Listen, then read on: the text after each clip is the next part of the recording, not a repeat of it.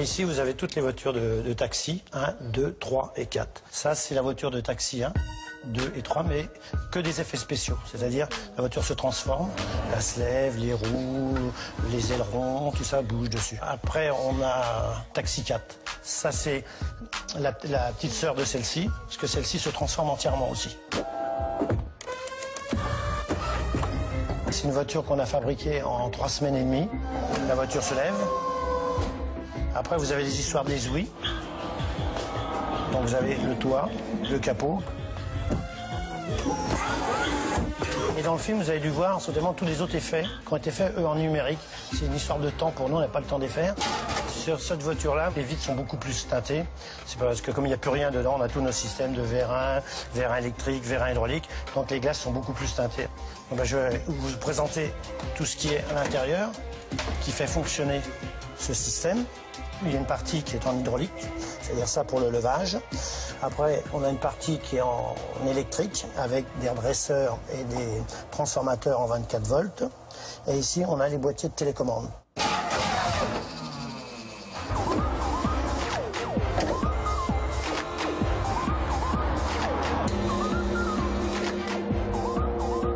Sur cette voiture-là, il y a la plaque d'immatriculation qui porte 2007, c'est-à-dire la sortie du film, et DAB, ça veut dire droit au but, et 13, bien sûr, Marseille.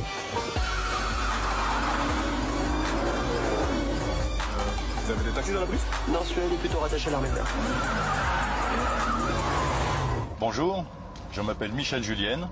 Je me trouve actuellement à bord de l'une des 407 qui a été utilisée pour le film. Ce qu'il faut savoir, c'est que cette voiture tient tellement bien la route qu'on a eu quand même quelques problèmes, que l'on a su résoudre, bien sûr.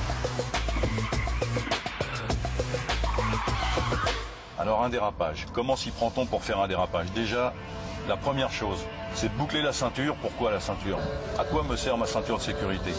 Tout simplement à me tenir bien collé à mon siège, à m'éviter d'avoir à me retenir au volant. Si je tourne comme ça à violent, si je pars et je me retiens au volant, j'ai plus de précision. D'accord? Si la ceinture, elle, me retient comme ça, mes bras sont libres, je peux faire ce que je veux. Ensuite, le tête à queue, c'est une question de synchronisation entre le moment où je braque le volant, je décélère violemment pour provoquer un transfert de masse sur l'avant, me délester les roues arrière, de façon à amplifier le décrochement de la voiture. Donc, je braque, je lève le pied et je tire violemment le frein à main pour bloquer mes roues arrière.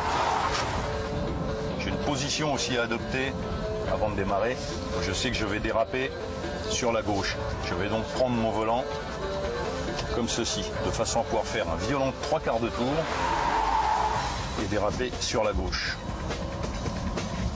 Allez, c'est parti, un petit peu de vitesse et voyons voir si je suis capable de mettre en application tout ce que je viens de dire.